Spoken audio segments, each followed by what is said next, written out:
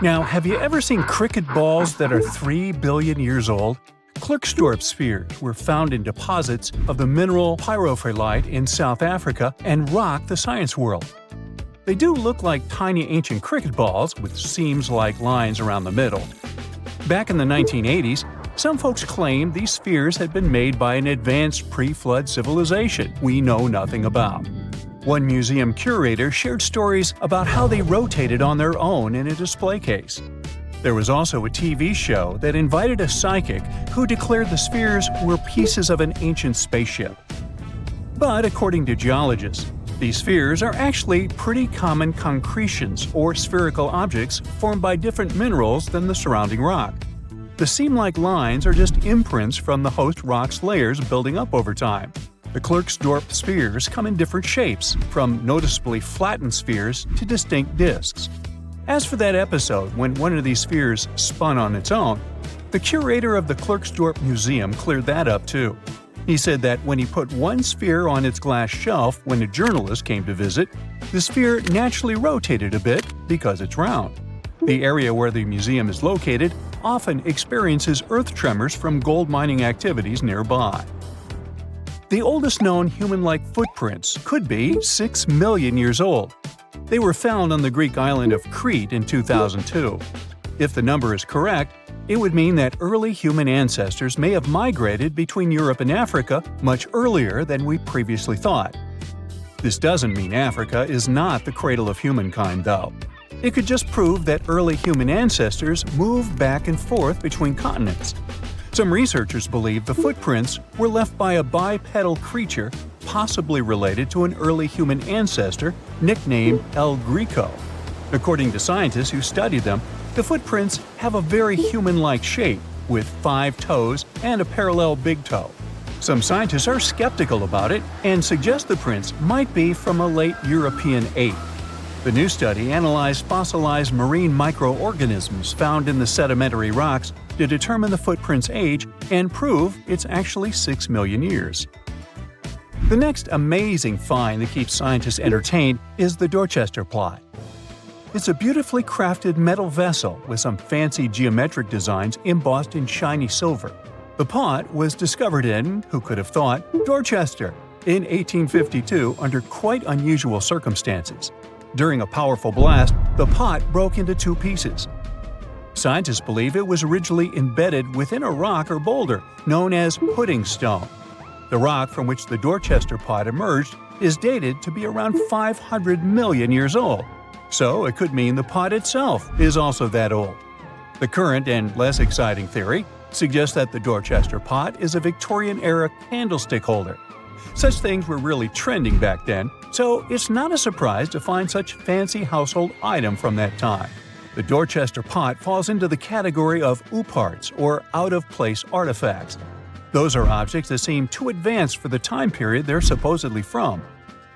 If we accept that the pot is 500 million years old, then whoever made it was way ahead of their times in terms of crafts and tech.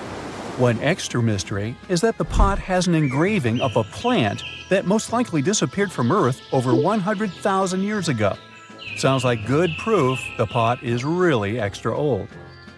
Now, it looks like the oldest map in Europe is a stone from 4,000 years ago. This Bronze Age slab was found in France in the year 1900 at an ancient burial ground.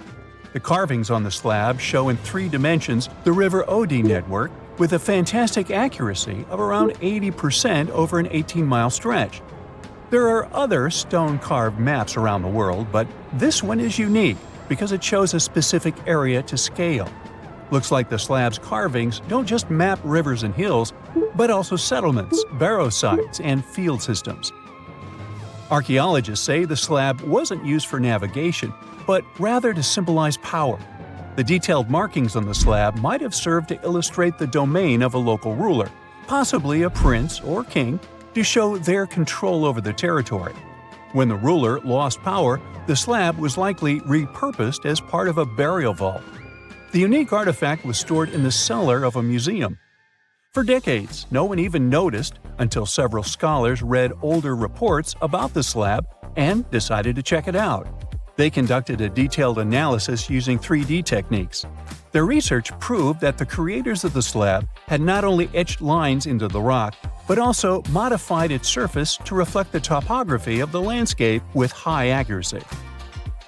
The Salzburg cube, also known as the wolf's egg iron, was discovered in the late 19th century in Austria.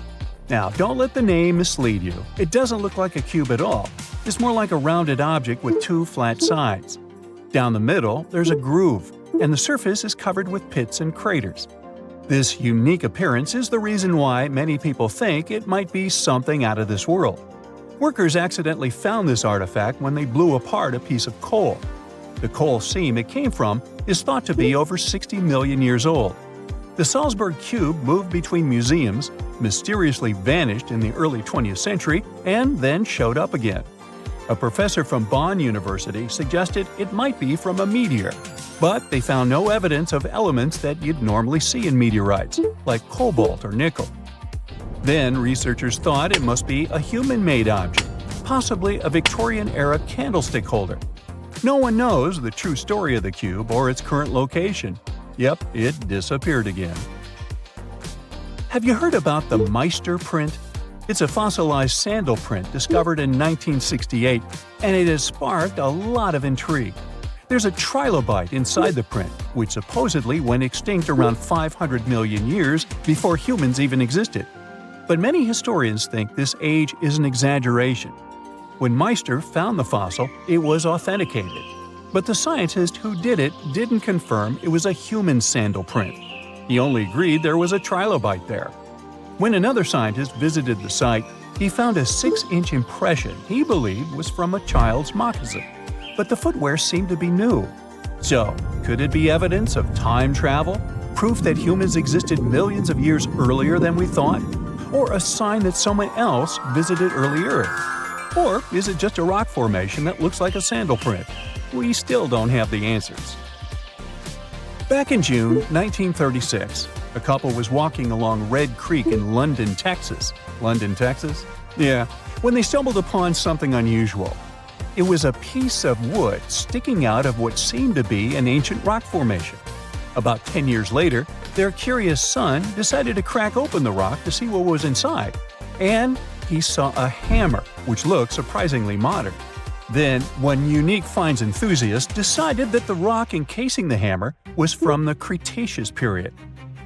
This would mean that someone dropped a 19th century hammer while dinosaurs like Triceratops were still roaming the earth. So, if this hammer was truly from the Cretaceous period, then the whole evolutionary theory would be wrong. And if the hammer was modern, it would mean the Cretaceous rock formation it came from was much younger than we thought. But the real answer was much simpler. The hammer was indeed modern, and geological processes had encased it in rock. Minerals can harden around an object in a relatively short time. So the hammer was probably dropped by a miner a century or so ago, and the rock formed around it afterwards. And no, it wasn't a Victorian-era candlestick holder either.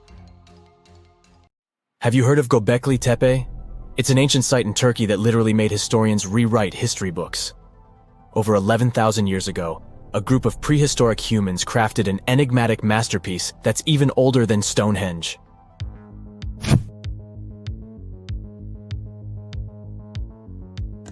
Before its discovery, archaeologists believed that people didn't know about iron and weren't good at making pottery. They were sure that settled life only emerged with the need for agriculture. But Göbekli Tepe changed this belief.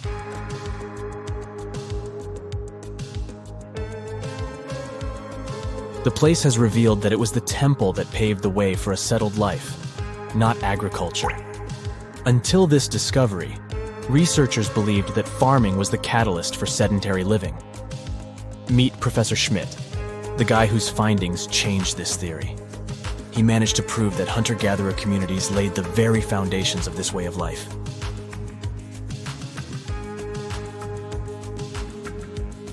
Back in the 1960s, other archaeologists visited the area, but they totally missed the mark. While surveying the region, they stumbled upon a hill with scattered limestone slabs and concluded it was just an old burial ground from medieval times. Little did they know that there was so much more to uncover.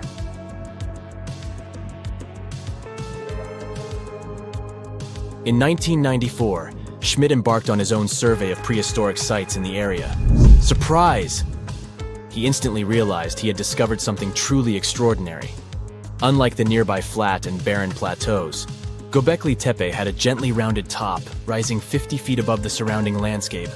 Funny enough, the translation of this place's name is Potbelly Hill. Schmidt was sure only humans could have made something like this.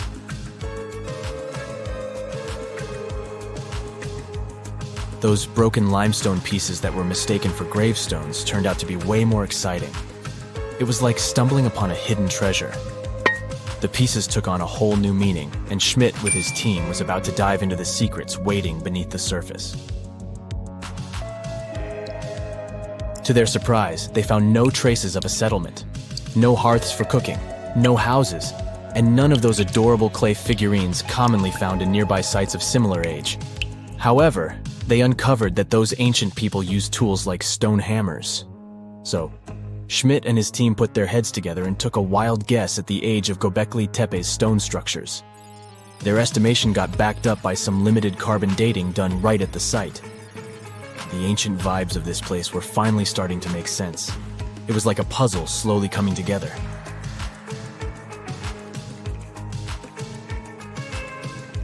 You may think that back then, people didn't have special tools to create something as cool as Göbekli Tepe. Not true. Turns out, these prehistoric folks used flint tools instead of fancy metal chisels. They were also skilled at chipping away softer limestone and crafting pillars right on the spot. Afterward, they carried the pillars a short distance to the summit and placed them upright. Once the stone rings were complete, they covered them with layers of dirt. Over time, they added new rings, and voila! You've got a cool hill to impress people in the future.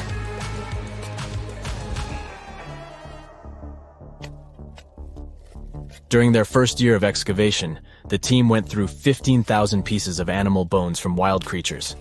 These people didn't have pet animals or grow their own food. They hunted wild animals for their meals. But things were about to change, because the place had everything they needed to start farming. Scientists say they had wild sheep and wild grains that could be domesticated. And guess what? Just 20 miles away, geneticists found evidence of the world's oldest domesticated strains of wheat at a prehistoric village.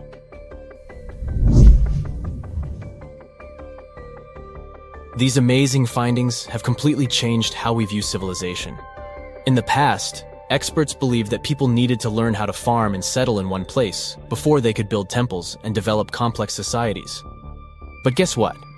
Schmidt's research flips that idea on its head. He claims that the incredible effort put into constructing these astonishing structures actually set the stage for the development of advanced societies. It means that societal and cultural changes happened before agriculture. Schmidt has this fascinating hypothesis about Göbekli Tepe. He thinks it could have been a special burial site where people left their loved ones. And here's the twist. The burial site was adorned with fancy statues and symbols representing deities from the spiritual realm. The idea that Göbekli Tepe could have served as a sacred place adds another layer of complexity to the whole story. While the site's true purpose may remain elusive, Schmidt's insights invite us to consider the profound interplay between life and the afterlife, and the deep reverence ancient hunter-gatherer societies may have had for their departed ancestors. Now let's talk about the stars of the show, the mesmerizing T-shaped columns that dominate Göbekli Tepe. These mysterious structures range from 10 to 20 feet tall and most likely represent stylized human figures. But one figure stands out from the rest, the three-dimensional lion relief. This depiction really fires up our imagination. Why? Because it hints at the possibility that lions roamed Anatolia during the Neolithic period.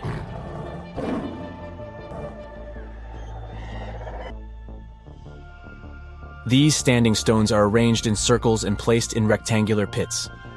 Each circle has a similar setup. Two big T-shaped pillars in the center, surrounded by slightly smaller ones facing inward. Talk about a stylish arrangement. These towering pillars reach a whopping 16 feet and weigh between 7 and 10 tons. Some pillars are plain and simple, while others are like works of art with intricate carvings. Foxes, scorpions, and vultures come to life, crawling and twisting on the pillars' sides. But it's not just animals depicted on these stones. Some pillars have abstract shapes representing humans, and even small carvings of clothing items. Some of them even have belts. Now, there's one pillar that stands out from the rest like a rock star. This super old stone pillar suggests that a comet crashed into Earth. It happened during a chilly period that lasted about 1,000 years. Previous studies examining Greenland ice cores hinted at this comet theory, but now the carvings at Göbekli Tepe prove it right.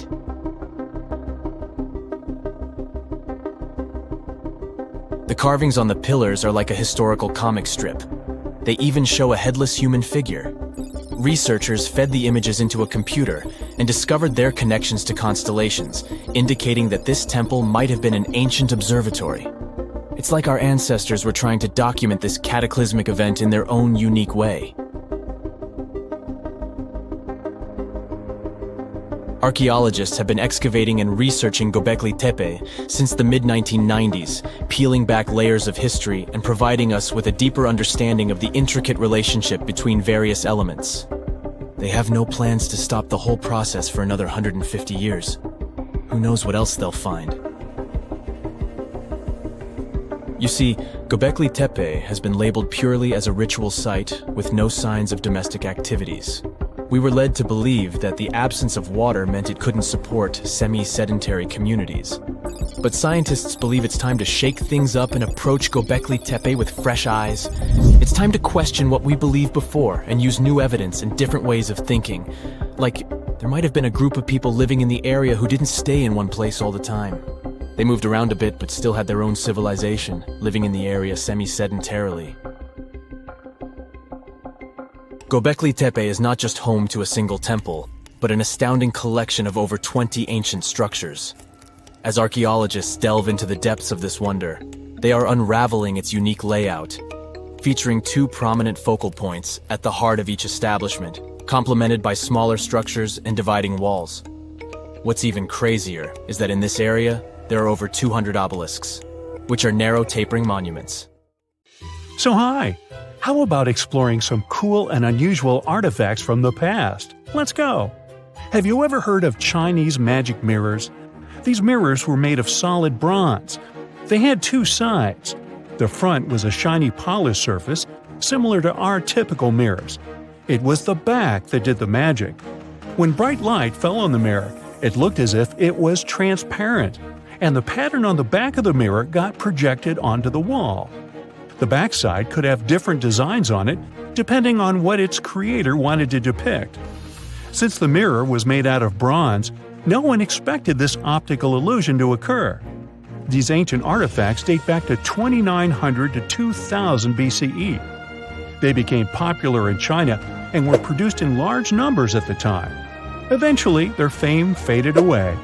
For centuries, the magic of these mirrors baffled both people and scientists. In the 11th century, Chinese scientist Shen Ku decided to study the mirrors. He conveniently had 3 of them. He was surprised by the ability of the metal to act as if it were transparent. He believed that some tempering techniques created surface wrinkles on the mirror to make it translucent. Yet these wrinkles were imperceptible to the human eye. It turns out he was right. Many scientists tried to decipher the open mirrors over the centuries, but remained clueless. Finally, in 1932, William Bragg discovered that Shen Ku had been right about imperceptible surface wrinkles all along. Every once in a while, people open multiple tabs in a browser and come to a point where there's no room for a new tab. Apparently, this had also been happening long before computers and the internet were invented. Meet the 16th century browser. This is a full-size book wheel. It's kind of a custom-made rotating bookshelf. Gregory Hayworth, a specialist in textual science, says that this tool has a system of epicyclic gears. That means that the book wheel has a working principle like a planetary system. One gear rotates around another. The shelves of the device maintain a constant 45-degree incline that holds the book securely as the giant wheel turns. Back then, people used the tool while writing encyclopedias and editions of classical works. In this kind of work, a person has to have many books open simultaneously so that the information from multiple sources can be gathered easily. Italian engineer Agostino Ramelli is the inventor of this piece of early modern machinery. What if I tell you that sponge divers in Greece accidentally found an ancient computer? They pulled out this artifact from a shipwreck near Antikythera Island in 1901. Scientists called it the Antikythera mechanism and labeled it as the first mechanical computer. The machine looks like a hunk of bronze, but it has some kind of mechanism composed of gears and wheels. So, experts first assumed that it was an astronomer's tool. After an X-ray scan, though, they found out that the instrument was far more complex than they thought. The artifact was meant to calculate astronomical positions, track the 4-year cycle of athletic games, and so on. It contained a box with dials on the outside and had an assembly of gear wheels attached. It's still unknown who built an instrument with this level of artistry 2,000 years ago and why this technology was lost. After seeing how sophisticated the device was, scientists accepted that their perception of ancient Greek engineering wasn't really accurate. Professor Michael Edmonds of Cardiff University admits that, based on the knowledge they have, this mechanism shouldn't even exist. Edmonds says the machine is one of a kind, and its astronomical calculations are precise. For him, the Antikythera mechanism is more valuable than the Mona Lisa. In 1929, scholars working in Topkapi Palace Museum in Turkey discovered a map. It became famous for being the oldest map showing the Americas. Perry Rees drew this detailed map on a gazelle skin in 1513. He depicted Europe, North Africa, the coast of Brazil, and several islands, such as the Azores and Canary Islands. The most exciting thing is that he created the map only 21 years after Columbus had set foot in the New World. Well, it was new to him. Perry Rees was a maritime scholar and a successful naval commander leading the Ottoman fleet. Yet, while drawing the map, he relied not only on his expertise in sailing. He created it by assembling and referring to 20 other regional maps, like the Arab map of India, 4 Portuguese maps, and the map of the western parts drawn by Columbus. Yes, the part he got from Columbus raised the heartbeat of many historians. Columbus drew a map during his 3rd voyage to the New World and sent it to Spain in 1498. It's assumed to be lost. Surprisingly, historians can now understand what Columbus noted down by looking at Perry Rees's map. Fun fact, he also drew another world map in 1528. Even though only about 1/6 of this map has survived, it's clear that it described the northwestern part of the Atlantic, the region from Venezuela to Newfoundland, and the southern tip of Greenland. The map also showed Antarctica centuries before its discovery. Historians had to rethink the chronology of history after getting this crazy information. Perry Rees described Antarctica's topography without ice in great detail. In the 1930s, workers found dozens of stone spheres in Costa Rica. Locally, they're known as bolas de piedra, literally stone balls. They were made by a civilization lost in time. What's interesting about these balls is their shape. They are perfectly spherical. How ancient people could make such precise shapes is a mystery. The spheres are of different sizes. Imagine a small one, like a tennis ball. Then put another one next to it, 7 feet in diameter. The largest spheres weighed 16 tons. Archaeologists are sure that these balls are human-made. Yet their purpose remains unclear. Some archaeologists claim that the spheres could represent the solar system or could be inspired by various stages of the sun and the moon. Others say that the stone's placement refers to the houses of chiefs. Most of the stone spheres were sculpted from granodiorite. It's a hard rock similar to granite. Experts believe that ancient people used smaller rocks from the same material as tools to shape these spheres. They also think that sculptors probably heated portions of the stones and then cooled them rapidly. This could have helped them to remove the outer layers of rock. Our next one is an ancient battery set found in Iraq in 1936. The set consists of a ceramic pot, a copper cylinder, and an iron rod. At the top, the iron rod is isolated from the copper by asphalt, and both the rod and cylinder fit inside the mouth of the jar. The copper cylinder isn't watertight, so if the pot was filled with a liquid, it would surround the iron rod as well. Archaeologists focus more on the oxidized iron rod because the vessel just needed to be filled with an acid or alkaline substance to produce an electric charge. After examining this bizarre artifact, an Austrian archaeologist hypothesized that the instrument made use of chemical reactions to generate electrical energy. That's why they likened the instrument to a battery. An ancient civilization might have used it for some kind of electrotherapy. Yet there isn't any electroplated object known from this period. So Koenig's hypothesis was rejected by many archaeologists, but nobody has proven him wrong either. The origin and purpose of the vessel remain unclear to this day.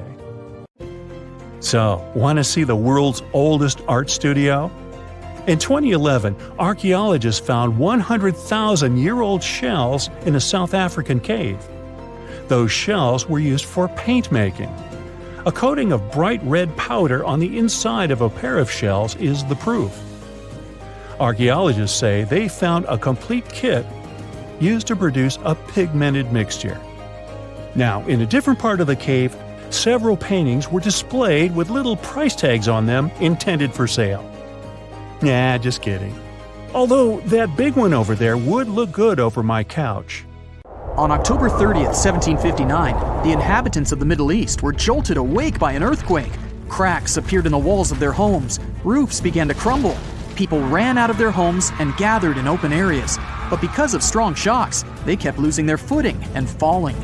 A month later, there was another earthquake, but it turned out to be even stronger. Trees broke, houses collapsed, deep cracks appeared in the ground. The disaster lasted for 2 minutes. Oases, roads, and cities were destroyed. Incredibly, Baalbek's ancient buildings withstood earthquakes. Some historians state that this majestic and mysterious place was built during the Roman Empire, but many researchers disagree. Whatever the truth is, the city is one of the main archaeological phenomena of humankind. The most amazing building of Baalbek is the Temple of Jupiter. The inhabitants of the Roman Empire believed that Jupiter held power over lightning and thunder. The building looked like a platform with 54 columns.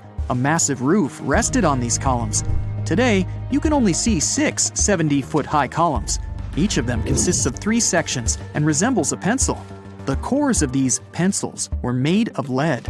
This made the columns exceptionally strong. Each of these pieces of stone weighed an incredible 80 tons. That's the weight of 35 Ford Explorer SUVs. Look, this is the largest block in the Great Pyramid of Giza. But compared to the blocks from Baalbek, it doesn't even look that impressive. The foundation under the Temple of Jupiter was preserved. That's how specialists figured out it consisted of about 25 monolithic stones, weighing 450 tons each. It means that the blocks from Baalbek weigh almost 4 times more than the blocks from Egypt. There are 3 more enormous limestone blocks in the foundation. They weigh 800 tons each. This is more than twice the weight of a Boeing 747 plane. Ancient builders must have had a hard time carving such giants from a piece of stone. And after that, they also had to pull them to the construction site and lift them to a significant height. Repeating these logistics would probably turn out to be a nightmare for present-day builders. To do this amount of work, they would need modern equipment. But Baalbek's constructors didn't have trucks, cranes with circular saws, or electricity. How did the builders of the past manage to do this? Scientists have a theory that includes ropes, winches, and lever systems. Naturally, the engineers of the past made all the gadgets from wood. Around 3,000 feet away from the ruins of the temple complex, there's a quarry. Archaeologists suppose that's where the stones for the construction were cut. They found a block of limestone there. It seemed to be too large even for this incredible place. The monolith got called the Stone of the South. It was 65 feet long and 13 feet wide. The ancient builders didn't have time to completely separate it from its mother rock. A group of scientists from Austria estimated that this piece of limestone weighed more than 1,000 tons. That's like 3 Boeing aircraft or 160 African elephants. There was another surprise awaiting the archaeologists near the Stone of the South. It was the second monolith that weighed more than 1,200 tons. But the ancient builders didn't stop at that. They continued to work. In 2014, in the same quarry, German archaeologists unearthed a block that weighed 1,650 tons. No one has figured out yet why people of the past needed a piece of stone that weighed as much as 125 school buses. It's also unclear how they were going to move this giant and why they didn't finish the job. In any case, this third monolith is the largest processed piece of stone in human history. There are more questions than answers. Some researchers believe that people of the past had high-tech equipment. Others don't think so, but are eager to understand how the builders managed to move those stones. There's a huge number of ancient buildings and artifacts on the planet. Lots of them make researchers scratch their heads. Near the Pyramid of Djoser in Egypt, archaeologists have found a network of tunnels. This place is called Serapeum.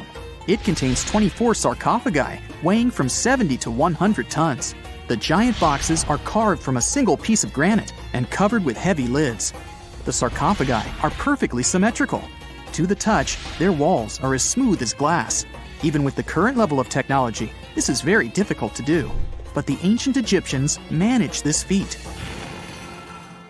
The Lycurgus cup is a priceless artifact and example of ancient nanotechnology. It's made of glass that can change its color. If you put a source of light in front of the cup, it turns green. If the light is behind the goblet, it becomes deep red. In this case, the figure of Greek king Lycurgus turns pale purple. Scientists understood how this color change worked only at the end of the 20th century. Through microscopes, they saw nanoparticles of silver, gold, and copper. They had been added to the glass matrix. Thanks to this, you can observe a color change called dichroism. Interestingly, the gold and silver were grounded into a fine dust.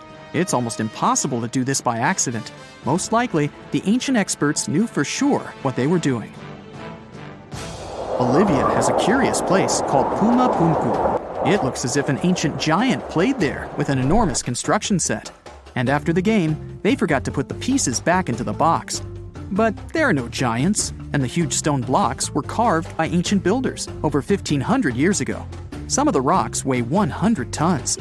The blocks were brought to an altitude of almost 13,000 feet above sea level from the quarry 60 miles away from the construction site. There's no forest in that area. This means the builders couldn't use trees to make wooden rollers. The monument belongs to the Inca civilization. Scientists are sure they didn't know anything about wheels. In 1992, the inhabitants of a Chinese village decided to drain a pond. Their ancestors had been using it to wash clothes and catch fish for hundreds of years. They kept pumping the water out for 17 days. At the bottom of the reservoir, they made an unexpected discovery. The villagers saw an entrance to a cave going down to a depth of 100 feet. The incredible find was named the Longyu Caves. Unknown builders carved out 320,000 square feet of galleries. There are separate rooms, bridges, pools, and columns that support the ceiling. The walls of the cave are covered with strange carved lines and patterns. Scientists haven't found any information about who built the caves and why they did it. The construction technology also remains a mystery. Antonio Stradivari lived in Italy in the 18th century. He created musical instruments. More than 600 of his works have survived to this day. 500 of them are violins. One of the instruments was sold at auction for $16 million. The violins made by this master sound clear and deep. Researchers can't understand why Stradivarius instruments produce such unique sounds.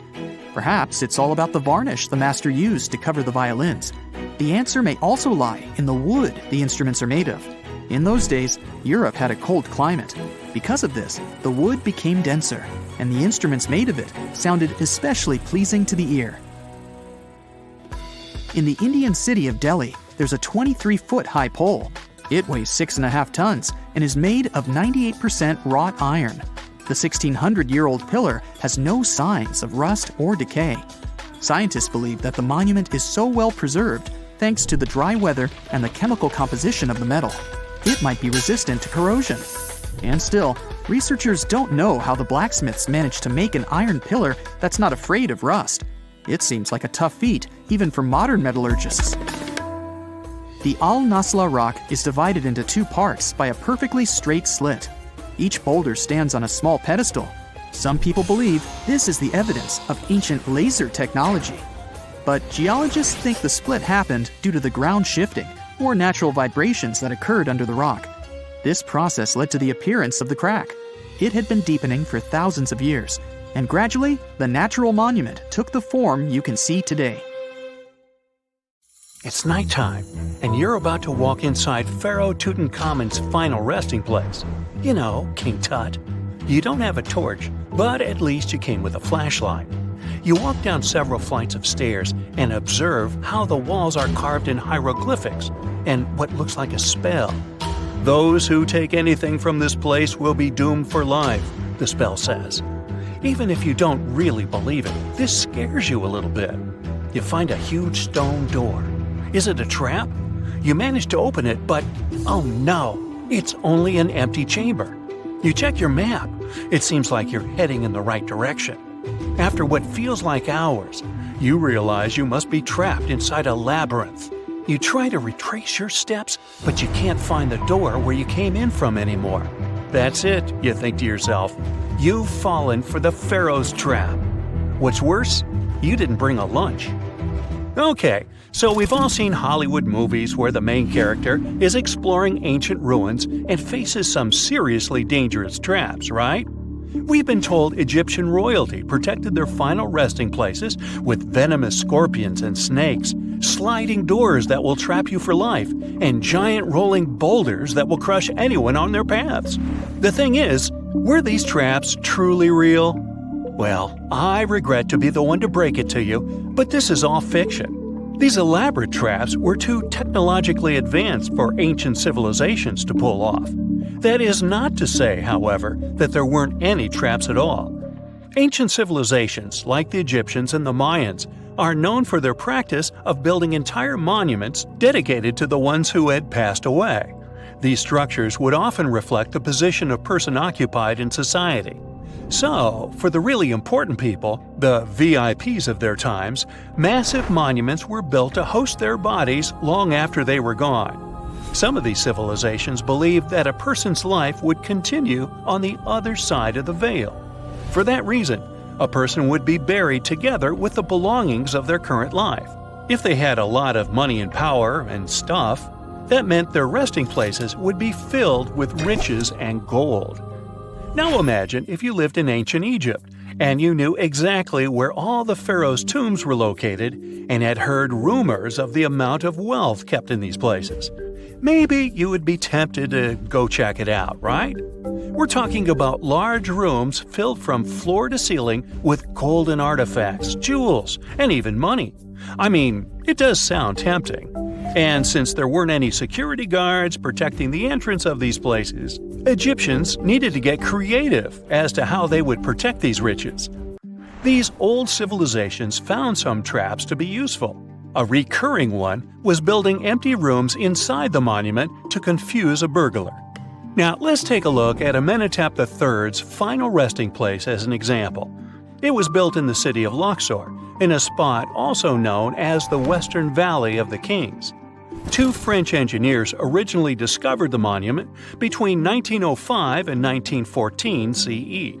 The structure is huge and has more than 10 chambers, connected by long corridors and steep stairways. The King's Chamber is the most hidden one, and for an outsider to try and find it, they will probably enter a lot of empty rooms beforehand. Other pharaohs tried to protect their riches by commissioning monuments with false doors concealing pits that were up to 20 feet deep. This way, an unwarned and unwanted visitor would be surprised by the deep hole on their way to the king's resting chamber. Alongside false doors, pharaohs made sure to build labyrinth-style corridors and false walls. This way, robbers could take hours or days before they found the king's real chamber. As to pits with poisonous snakes on them, if there were any reptiles inside these monuments, they probably got inside on their own and would most likely not stay there for long. There is no way snakes would survive years and years without food inside these pits. So yes, another Hollywood-induced belief right there. If these traps seem boring to you, archaeologists did find an interesting deterrent in the final resting place of the Red Queen of Palenque in Mexico. Palenque was one of the most powerful Mayan cities in pre-Columbian Mexico, and the Red Queen was believed to be the grandmother of the last Mayan king, undoubtedly a person of immense importance to the empire. In her honor, a huge monument was built to keep her body after her passing. The discovery of the tomb itself was already thrilling. Archaeologists found an ancient monument when digging at the site back in 1994. The first thing they found was a room with a hidden door. Once they opened the door, they discovered a long corridor. Finally, at the end of this corridor was the Queen's chamber. The team of archaeologists was beyond excited to unearth this chamber with the mummy of the Queen herself still inside it. They found her to be accompanied by her pearls, jade shells, and expensive rocks. But as the team explored the remains, they saw something rather strange. The room was filled with a red-colored powder. Researchers knew that the color red was important to the Mayan people, and that much of their clothing and buildings were decorated with this color. But they didn't understand why the queen was buried with this unknown red substance.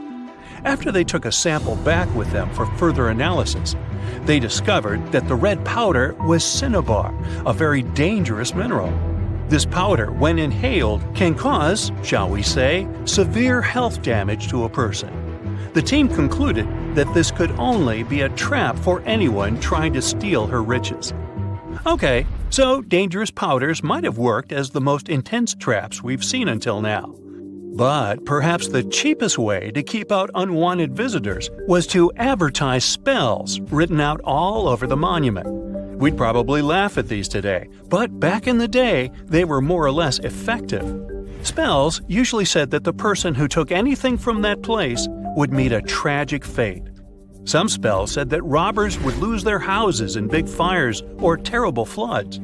Other spells said burglars would have incurable and undiagnosed health issues, but they weren't really enough to stop people from taking any gold. There are some stories surrounding how these spells might have been real. One of them is from the famous British Egyptologist Howard Carter, the one responsible for unearthing Pharaoh Tutankhamun's resting place in the 1920s.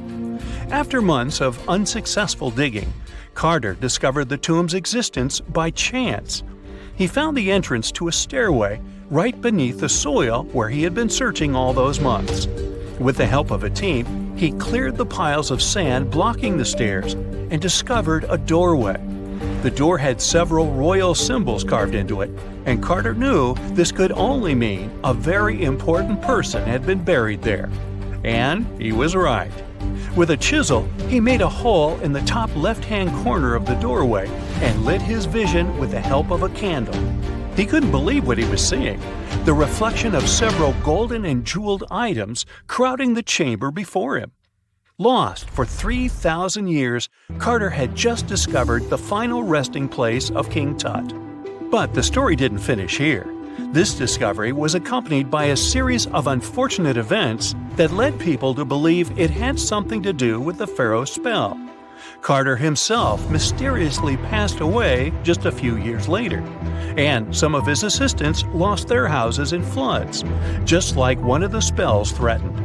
Some say it's just coincidental, as there's no real proof of these things being connected. Well, what do you think? Was this an effective trap after all? X-rays are a type of invisible radiation that can pass through our bodies and objects. They're very important in the field of medicine because they allow doctors to see inside our bodies without having to perform surgery. Now, let's dive into how X-rays work. They're a kind of electromagnetic radiation, just like light or radio waves. However, they have much higher energy than light, which makes them able to go through objects that light cannot. Imagine you have a powerful flashlight. If you try to shine it through a wall, the light won't go through because the wall is too thick. But these rays have enough energy to go through walls and even our bodies. The discovery of X-rays happened by accident in the late 19th century. A scientist was experimenting with cathode rays, which are a type of radiation. He was working in his lab and noticed that a nearby fluorescent screen started to glow, even though it was not directly exposed to the cathode rays.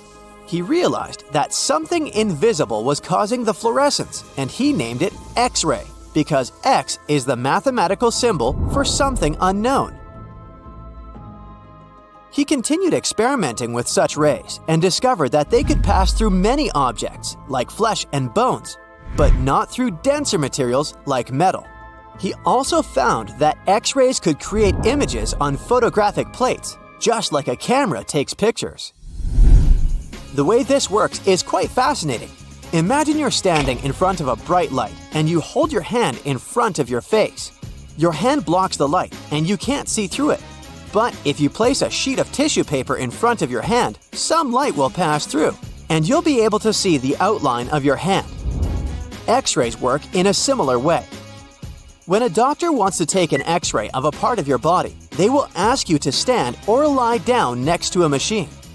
This device has a special plate that can capture the image. Let's say the doctor wants to further examine your arm. They will place the X-ray plate on one side of your arm and the machine on the other side. Then, the machine will produce a controlled burst of X-rays that pass through your arm. Remember how we talked about the tissue paper allowing some light to pass through? Well, in this case, some of those X-rays will go through your arm, while others will be absorbed or blocked by the denser parts of your body, like bones. The plate captures the X-rays that pass through your arm, and it creates an image. This image shows the bones and other structures inside your body, allowing the doctor to see if there are any problems or injuries. Now, you might be wondering why X-rays can pass through some things but not others. It has to do with the density and composition of the objects. Denser materials like bones absorb more X-rays, so they appear white in the image. So when you look at the result, you'll see your bones as white shapes. Other tissues like muscles and organs are less dense and allow some of those rays to pass through, so they appear as gray shadows. What if I told you there's a whole new way you can peek inside objects, but without using X-rays? I'm not talking about magic powers. Take a comfortable seat while I explain what myography is. This fascinating scientific technique allows us to see inside objects and even beneath the Earth's surface using a special type of particle called a muon. These elementary particles are very similar to electrons, but they're much heavier. They are created high up in the Earth's atmosphere when cosmic rays, which are particles coming from space, collide with the air molecules. Now, muons are special because they can pierce through different materials. They can pass through rock, soil, and even buildings. Scientists realized this potential back in the 1950s when they were studying cosmic rays and noticed that some of the particles could pass through thick materials. The first muography experiments took place in the 60s. Specialists discovered that muons can be detected using special devices called muon detectors. These detectors are usually placed underground or in specially designed laboratories to shield them from other particles and background radiation. Now let's dive into how muography actually works. Imagine you have a large object, like a pyramid, a mountain, or even an ancient statue, and you want to see what's inside without damaging it. First, detectors are positioned around the object or in the area you want to examine. These detectors are sensitive to muons and can track their paths. When such a particle passes through a detector, it leaves a trace, like footprints in the sand. By collecting data from multiple detectors, scientists can reconstruct the paths. Here's where things get really cool. The Earth's atmosphere acts like a natural filter for muons. It turns out that the more massive an object is, the more particles it will block. So, if you have a large, dense object like a mountain, fewer muons will pass through it compared to a smaller, less dense object, like an empty box. This difference in the number of particles that reach the detectors can give us clues about what's inside the objects. Scientists use computer algorithms and mathematical techniques to analyze the data and create images. These images represent the density distribution of the object being studied. It's like creating a map that shows where the densest areas are and where there's gaps inside the object. The concept of muography is similar to using shadows to understand the shape and size of an object. Imagine you're standing in front of a bright light and you place your hand between the light source and a wall. You'll see a shadow of your hand on the wall. Based on the shape and size of the shadow, you can get an idea of what your hand looks like, even though you can't see it directly.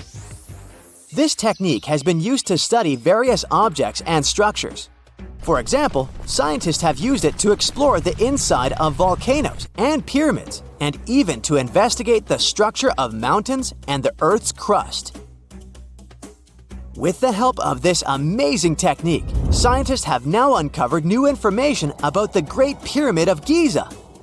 They discovered something that had eluded tomb raiders for centuries. They found a hidden chamber. And guess what they named it? The Big Void. Yeah, I know, not the most creative name. They even used 3 different muon detection techniques just to be super sure that it was indeed a big, mysterious void inside the grandest pyramid of them all. Once news got out about this mind-boggling discovery, Egyptian authorities couldn't resist the temptation to explore further. So, they brought in an endoscope camera to confirm the existence of this epic void. So, they inserted a camera through one of the openings underneath the entrance, and voila! It revealed a corridor. More so, the corridor had a chevron ceiling. I can't help but imagine the ancient Egyptians using it as a cool dance floor. Another team of scientists decided to take another shot at scanning this newfound void. According to them, the Great Pyramid of Giza is a pioneer in the pyramid game. It used a technique called chevron to cover internal structures and keep them from collapsing. Now, why did the ancient Egyptians build this corridor and the grand void it leads to? One theory suggests that the corridor was built to relieve pressure inside the pyramid. Another theory says that the void could be a result of the pyramid's construction process. It could have been an internal ramp used to move roof blocks into position, and then it was left there or filled loosely with rubble. According to other enthusiastic explorers, there might be another burial chamber waiting to be discovered. They believe that the pyramids were built with a dash of randomness in the construction process. As the builders worked their magic, they realized that some chambers wouldn't be able to handle the weight of a majestic sarcophagus.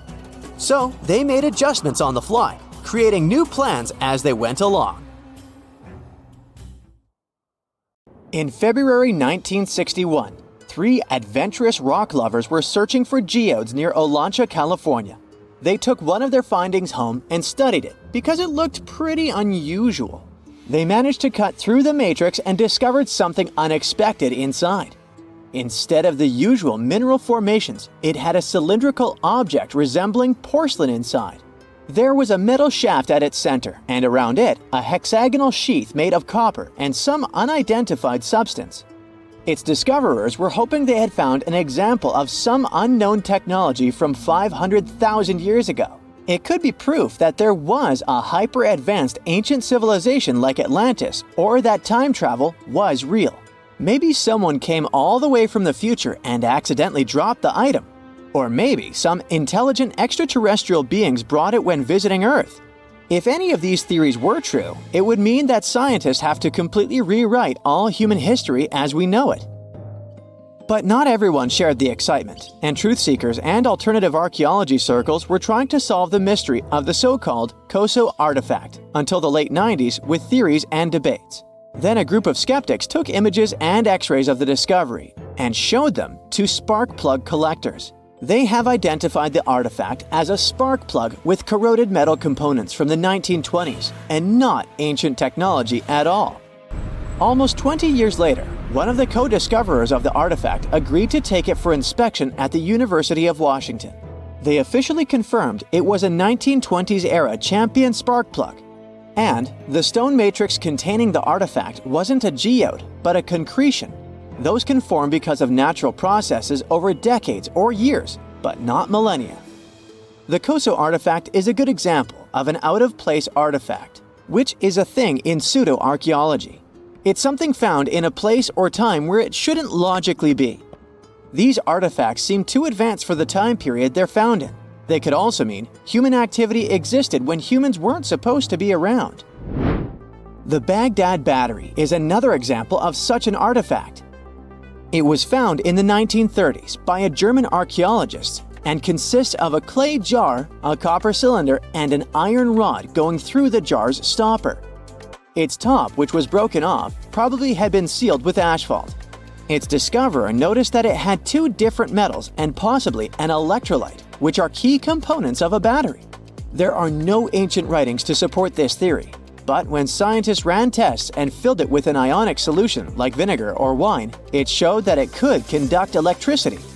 If it really was a battery from 2,000 years ago, it might have been used in ancient medical practices, or even embedded in statues to make it look like they were buzzing to impress people. Kionich, who found it, believed it was used for electroplating, a process for coating metals. Even if it was used as a battery, the Baghdad artifact could only produce a small amount of energy, around 1 volt of electricity. So, some people believe it was used as a storage container for sacred scrolls. Back in the 1930s, a couple stumbled upon something strange while walking along Red Creek in London, Texas. It was a piece of wood sticking out of what looked like an ancient rock formation. Around a decade later, their son, who was really curious to find out its secret, decided to crack open the rock and found a surprisingly modern hammer inside. This discovery caught the attention of Carl Bau, a young Earth creationist who claimed the rock surrounding the hammer dated back to the Cretaceous period. He saw it as evidence against evolutionary theory. After some investigation, scientists proved that the rock was not as ancient as it seemed. Geological processes have just encased the modern hammer over time, so it wasn't evidence of humans coexisting with dinosaurs like the Flintstones, as some hoped. It was just a case of a miner dropping his hammer centuries ago and nature doing its thing. A Chinese archaeologist supposedly stumbled upon some caves that seemed to serve as a burial ground for small beings with big, oval heads. Alongside these remains, there was rock art depicting figures with round helmets, the sun, the moon, the earth, and stars connected by groups of pea-sized dots. They also found over 700 mysterious stone discs etched with spiral grooves. Things got even weirder when these discs were sent to a Chinese professor who claimed the grooves were actually written characters. According to his translation, the discs told the tale of Dropa visitors from another planet who had crashed their spaceship on Earth about 12,000 years ago and had tried to live among us until they were hunted down by locals. But there's no concrete evidence that any of this actually happened. The story was first published back in the 1960s in a couple of articles, but it all seemed a bit fishy. None of the people involved, the archaeologist, the professor, or even the university they supposedly worked at, seemed to have left any trace in the records. And while there is a group in Tibet called the Dropka, they're fully human, not extraterrestrial visitors, and there's no solid proof that the Dropa stones exist at all. In a remote part of China, there are some bizarre pipe-like formations known as the Beigan pipes. A local explorer found them back in 1996, protruding from Mount Beigan and along the shores of Tosan Lake nearby. Some people thought they were the work of ancient guests from other planets. When samples of the pipe material were tested, they contained mostly common minerals, but there was a mysterious 8% of unknown stuff. Special testing revealed that these pipes had been there before humans. Chinese geologists later visited the site and suggested that these pipes were formed naturally over time. It could be sediment piling up in the fissures in the earth, or even fossilized tree roots from the area's lush past, but it's not certain. There's a mysterious terracotta head in Mexico with a hard-to-pronounce name, discovered back in the 1930s during a burial excavation. This head looked a lot like fancy Roman statues, so it wasn't clear what it was doing in Mexico. For some reason, the discoverer kept it secret for several decades. The head was found in a pyramid with 3 floors about 40 miles from Mexico City, alongside gold, copper, and pottery. Some argue that if this head really is many centuries old, it could mean the Romans or some other civilization had made it to Mesoamerica before Columbus did. There are also drift voyage theories mentioning a shipwreck after which some artifacts and survivors made it ashore. Some suggest that this figurine head was a little souvenir brought over by the Vikings. But there's no solid archaeological proof of the Vikings meeting the folks in Mesoamerica. There are some artifacts floating around, but none of them have been stamped as undeniable evidence of pre-Columbian contact, so the mystery of how this head ended up where it did remains unsolved. While digging a trench along a river in Romania, workers found a wedge, which is now famous as the aluminum wedge of Ajud, or the object of Ajud. Right next to it, there were some mastodon bones. Those distant relatives of elephants lived 11,000 years ago, so the wedge is probably of the same age. The cool part is that it's made of aluminum, a metal not even discovered until the 1800s. This material requires serious heat to produce. The wedge is also covered in a thick layer of oxide that's been sitting there for hundreds of years. Some folks believe this wedge must have crash-landed here on a spacecraft from some other planet. Some scientists think it's all a hoax, and others suppose it might be a human-made object with an unknown purpose. The ancient Indian texts mention beautifully decorated chariots or entire palaces called vimanas that could take off and, in a matter of seconds, fly away as far as space. Some people believe these vimanas only existed in Indian mythology, but it's also possible that they were based on a real technology that had been lost over the centuries. According to the Vedas, ancient Indian religious texts, there was the elephant vimana with several engines and many other types named after animals and birds. There was one for local travel, one for visiting different countries, and one for traveling to the moon and various planets. They could develop a great speed. One vimana had the superpower of invisibility. Another one was shaped like a sphere and was built on the winds produced by Mercury. This vimana was said to generate an enormous ray like the sun and make noise like the storm's thunder. All the vimanas were unbreakable and perfect for attacks on foes. Now, to operate a vimana, you'd need to know a lot of stuff, pretty much like today's airplane pilots, 32 secrets in total. They'd cover the aircraft structure and the secrets of taking off and maneuvering without crashing. That's a good thing. The pilot was also expected to know how to be seen and unseen, how to be hidden, how to be quick, how to manage contractions and expansion, and many other tricks. To hide the flying machine from foes, the pilot was instructed to move to the 8th atmospheric layer above the Earth and use the power of dark solar rays. This instruction might sound a bit weird, but there were others, more realistic ones, which still make sense in modern aeronautics. There are sections of ancient texts on the vimanas that focus on details like flight paths, pilot training, navigation, and even suitable clothes for pilots and recommended food for long flights. There was also a lot of technical detail about the use of heat-absorbing metals, the metals utilized, and melting points. The supporters of the theory that the vimanas were more than just myths are sure that the ancient Indians would unlikely go into all these details just for a beautiful story. So, the flying palaces might have been real and way ahead of their time, like many other great Indian inventions. Back in the 6th century BCE, an Indian physician named Sushruta basically wrote the original guide to medicine and surgery. They even called him the father of surgery for his work. Sushruta laid down the details on hundreds of medicinal plants and described complex surgical procedures. He gave instructions on nose reconstructions and skin transplants from one part of the body to another. The original method of rhinoplasty, which involved taking a piece of skin from the forehead to reconstruct the nose, is still used today. But back then, it had a slightly different purpose than surprising your followers on social media. Those nose jobs helped out folks who had lost their noses as punishment for crimes or in fights. Now you gotta thank an ancient Indian math prodigy for the invention of zero. It might not seem like a big deal, but without it, we would have no binary system and no computers. People before the 5th century CE were only thinking about some sort of a sign to indicate nothing. The invention made addition, subtraction, and other mathematical operations a whole lot easier. You can see the oldest zero in existence carved in the wall of a temple in Gwalior, India. The Indus Valley Civilization was using rulers in 1500 BCE and earlier.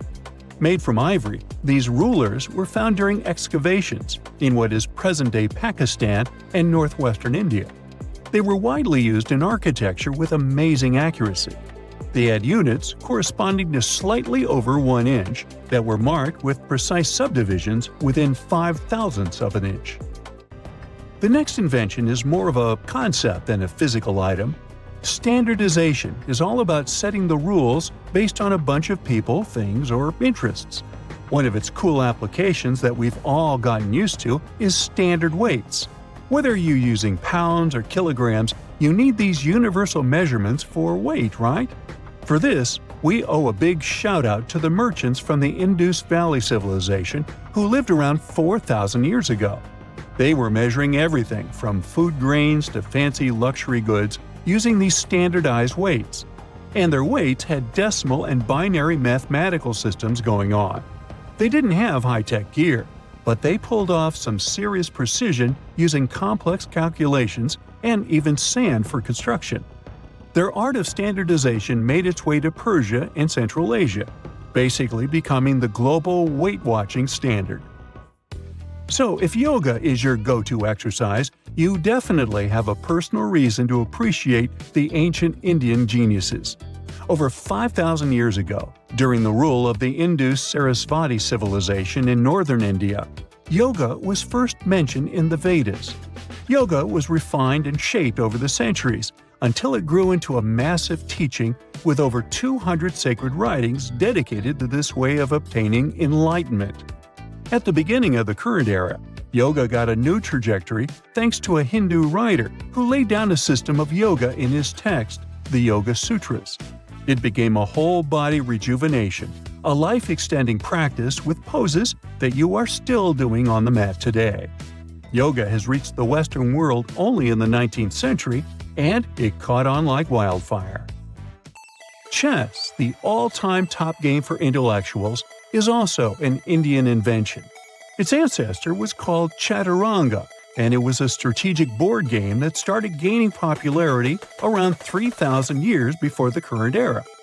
This early Indian version of chess was played by 4 people, not 2, and had 64 squares. Each player had 8 pieces, ranging from pawns to kings, bishops to knights, and there was no standard 6-faced dice. They rolled with an oblong one. Players facing off were actually allies, forming 2 teams based on the direction they sat. Chess, that we know and love today, was first mentioned in ancient Indian literature in a legend. It said that the wife of a villain called Ravana had invented the game to amuse him. Now, the word shampoo comes from the Hindi word, which means to soothe or knead. The substance was invented in India in 1762 and was originally used for head massages, hence the name. The first shampoo was made of natural oils and herbs. British traders fell in love with the idea and brought it back with them to England. It took years for the original head massage oil to evolve into shampoo as we know it today, but it's still an Indian invention. Unlike the ancient Greeks, who wore animal skins, the Indians started cultivating cotton back in the 5th and 4th centuries before the current era. They used cotton threads to produce fabrics that soon became a huge hit in the Mediterranean and beyond. Jute and wool also have their origins in India. Cashmere, the finest and most exclusive type of wool, actually comes from the Kashmir region of India. Buttons that sit proudly on that cashmere cardigan of yours also have ancient Indian origins. Some 5,000 years ago, the Indus Valley Civilization started cutting seashells into geometric shapes with tiny holes in them. First, they were just decorations, but then people started using them to fasten clothes. Now, when you think about radio communication pioneers, Marconi's name usually steals the spotlight. He got a Nobel Prize in Physics in 1909 for his groundbreaking radio work. But there's an unsung hero in the radio waves game, and his name is Sir Jagdish Chandra Bose. He spilled the beans on radio communication way back in 1895. He shot an electromagnetic wave across 75 feet at the town hall in Calcutta, and it went through walls, rang a bell, and even set off some gunpowder. Marconi took a page from Bose's book, using his invention, the Mercury Coherer, as a blueprint for his own two-way radio. Bose didn't patent his genius creation, so he only got his credit a century later. Do you remember 2011? Well, play along with me. A diver is set to go deep into the waters of the Musi River, located in the heart of an Indonesian island.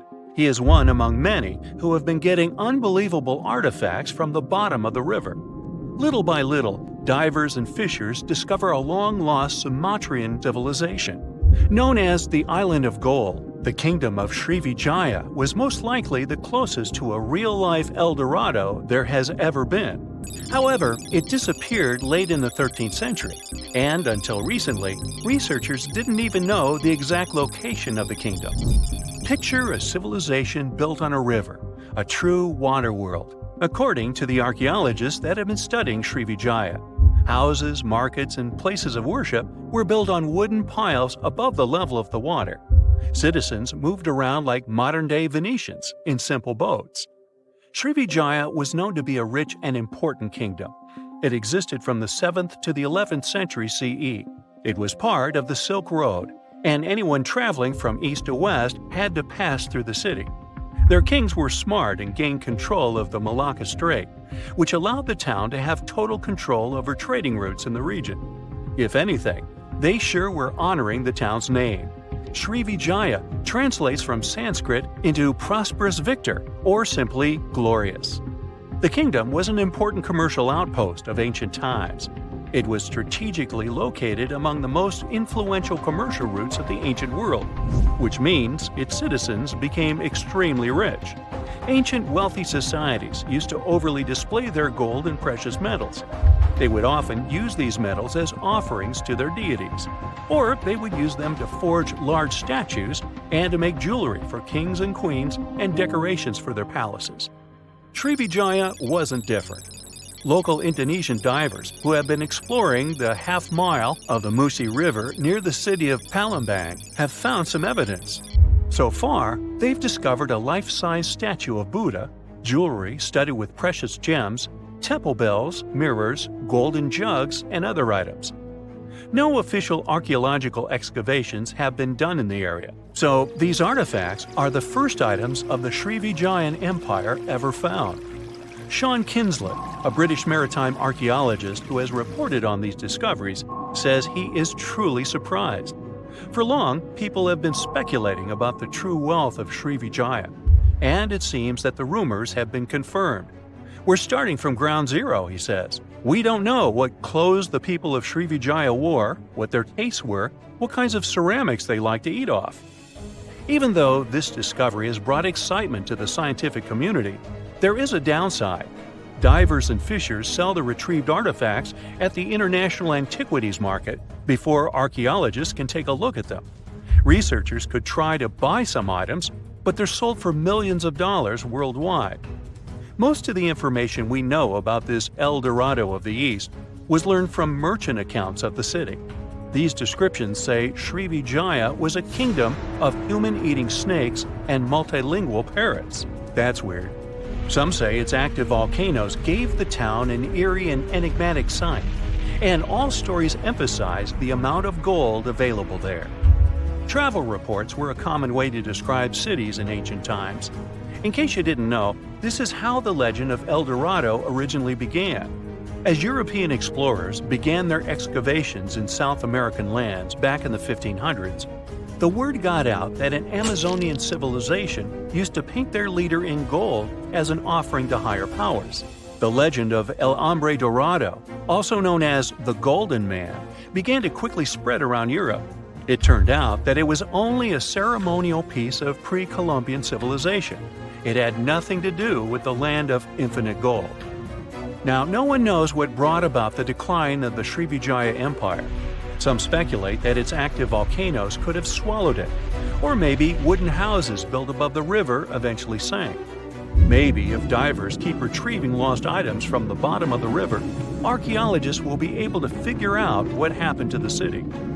It seems to be quite common in the history of the world. Some ancient civilizations disappeared without a trace, as happened with the Mayan civilization, for example. The Mayans managed to build one of the biggest empires in pre-Columbian America. It was believed to be home to over 2 million people, and it thrived for over 6 centuries. Its sudden demise is something that bothers archaeologists and scientists alike. The Mayans began to settle in South America as early as 1500 BCE. Their civilization spanned Mexico's Yucatan Peninsula, Guatemala, and Belize. They are believed to have built around 40 cities at the height of their empire. They also developed a complex hieroglyph system that has been studied since it was discovered by modern scientists. The Mayans were keen engineers, astronomers, and farmers. They were post-nomadic people that settled in vast areas of farmland where they could grow corn and other types of vegetables. Archaeologists are still learning a lot about the Mayan civilization by examining their ruins. The city of Chichen Itza, located in the Yucatan Peninsula, is one of the most important Mayan sites unearthed today. The site is made up of a total of 26 ruins, and it is home to a world-famous pyramid known as El Castillo. It consists of a series of square terraces with stairways on each of the 4 sides of the temple. It was built as an homage to a feathered serpent deity. The Mayans were such architectural geniuses that they managed to build a pyramid that cast a particular shadow. More specifically, in the late afternoon during the spring and fall equinoxes, the pyramid casts several triangular shadows that create the illusion of a feathered serpent crawling down the pyramid. And they created this with none of the tech we have today. The city is so amazing that since 2007, it has been considered one of the 7 wonders of the New World. The Mayan Empire thrived for over 6 centuries due to their wise resource management system and astronomical knowledge. They were able to accurately predict eclipses, and using their rudimentary technology, could even locate Venus and Mars. They had everything to thrive for much longer than they actually did. This is why the Mayans' fall intrigues modern scientists so much. No one has been able to understand completely what led to their demise. That is, until a recent discovery. A study done by NASA claims it can explain what might have happened. Scientists have uncovered a sample of pollen trapped for over 1,200 years in ancient layers of lake sediment, which dates back to the time just before the collapse of the civilization. The analysis has revealed something completely new about the Mayans. Instead of the suspected claims that the Mayans disappeared due to terrible disease or some extended conflict in the region, it could have happened due to deforestation. Perhaps to build their entire empire, they had to cut a lot of trees. Without trees, their soil could have eroded, and all their fertile lands could have slowly and gradually become barren. According to NASA scientists, the temperatures in the region could have risen by about 6 degrees, and from that point on, the land would have become even drier and crops more difficult to grow. Basically, NASA says that the Mayans couldn't do the sole thing that made them thrive, which was agriculture, and their kingdom began to decline. Oh yeah, and this theory was supported by yet another find. Archaeologists found skeletons from the time of the empire. Those had prominent signs of malnutrition. This theory might really shed new light on Mayan history. It could explain what brought down such a powerful civilization. So, what do you say? Which theory is true? Have we actually managed to find out the reason for the fall of the Mayan Empire?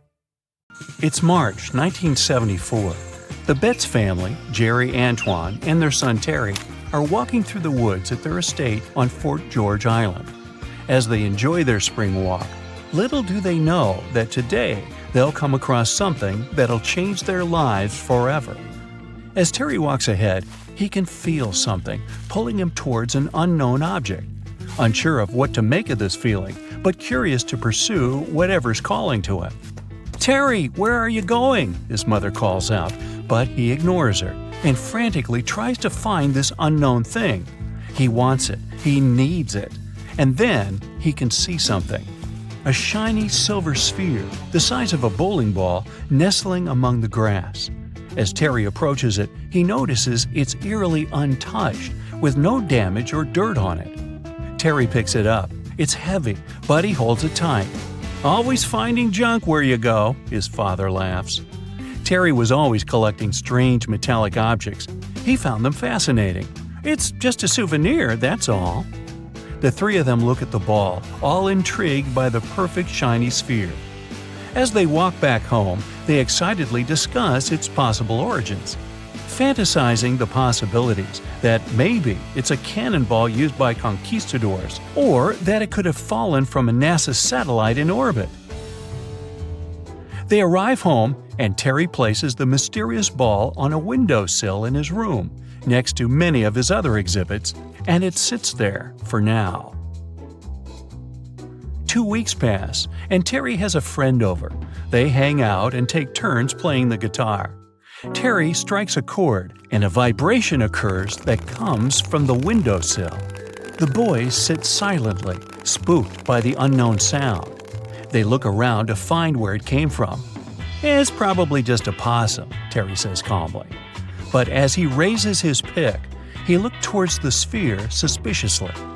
As he strikes another chord, he sees the sphere vibrate, and this time, it's also emitting a humming sound. Terry puts down the guitar and approaches the ball, and as he reaches toward it, the sound slowly fades. Startled, he stands in silence before calling out to his dad. Terry explains the strange phenomenon to his father. Antoine looks at it closely, then holds it up to his ear. As he shakes it vigorously, he can feel something inside the ball moving. Shocked, he places it down on a table. Once placed, it begins to roll, moving towards one edge of the table, then circling around, moving corner to corner in a rectangle, endlessly searching for something, possibly an exit, until finally it rolls back to the middle, becoming motionless once more. They all look at the ball, puzzled by the display, and Antoine places the ball on the floor. As soon as it touches the surface, it quickly rolls toward the door. This time, it's clear the sphere wants to make an escape. The thing is too valuable to lose, and Terry quickly chases after it. He grabs it before it leaves the house. He places the ball somewhere safe inside a box, incapable of another escape attempt. Over the following days, Terry took it upon himself to make his own experiments. He found that when within the sunlight, it appeared to be more active. His opinion was that it reacted to solar radiation. When hit with a hammer, it would ring out loudly, as though it felt the strike. Strange things also occurred in the Betts family home. Doors would suddenly slam shut at night, and strange organ music played throughout the house, even though they didn't own an organ. The family sat down to discuss the sphere. They felt it was something truly extraterrestrial, and they required professional advice. The authorities came to review the ball, puzzled by the object, as it moved in an unpredictable way. But they couldn't recognize what it was or provide an explanation for it. All they could confirm was that it didn't come from another planet. The Betts family disagreed and wanted a second opinion. They sent it to Dr. J. Allen Hynek, an astronomer and expert in the extraterrestrial. He spent 6 hours reviewing the sphere.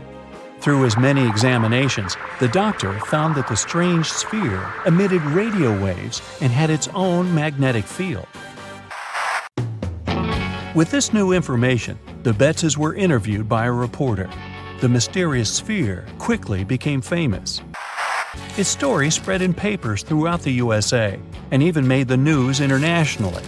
Everyone wanted to know more about this mysterious sphere. A television crew soon visited the Betts' house, hoping to experience the extraterrestrial object firsthand. The sphere was placed on the ground. It did its usual trick, and the visitors stood there, speechless at what they were witnessing. The reporters asked to place the family's poodle next to the ball to provide an indication of the sphere's size. As the dog sat next to it, it began to whimper and covered its ears with its paws, something it had never done before around the ball. The Betts family felt they had something truly valuable and insured it through Lloyd's of London, and if they left it at home, they had someone stay to watch it, ensuring no one would steal it or let it escape. But what was the mysterious Betts sphere really? When responding to the press, the spokesman from the authorities revealed the sphere was made from high-grade stainless steel. Although the sphere wasn't something they made themselves, it was still likely created somewhere on Earth. If it came from outer space, they advised it would be made from different elements. Their review showed the shell of the sphere is 1 inch thick and hollow inside. It weighed 22 pounds, the exact weight for that amount of stainless steel. It had no seams on it, the shell was scuffed in parts, and had a small triangular mark 3 millimeters long. They were sure it was just a steel ball. But they wanted to confirm further by using X-rays.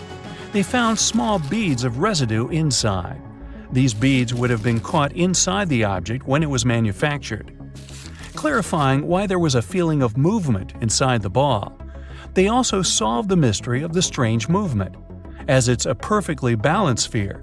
Sitting on the slightest uneven surface would cause it to roll. The Betts' house had uneven stone floors, and it had only ever been witnessed to move around there. The authority also wanted to cut it open to prove their assessment. However, the Betts' were adamant that it couldn't be damaged. It was identified further that the sphere was just a ball check valve produced by the Bell & Gossett Company. The ball's size, weight, and metallurgic composition matched perfectly to what they made, confirming how it managed to make the journey to the Betts' estate 3 years before the discovery of the sphere. An artist, James Durling Jones, had collected a few of these ball check valves. He liked to use them in his sculptures. With no room inside of his bust, he put them on the top of the roof rack. His journey took him past the Betts' estate, and along the way, a few of these balls happened to roll off and were lost, at least until Terry came along one fine spring day. But what about the radio waves and odd magnetic properties confirmed by Dr. Hynek? Well, although Antoine claimed that's what was found, it was never confirmed to be true with the doctor. The 1970s were a heyday for all things out of our planet, and anything related would gain popularity immediately. The authorities only enhanced this by providing monetary rewards for supporting evidence. Finding something extraterrestrial could have been just a ploy by the Betts' for a cash reward.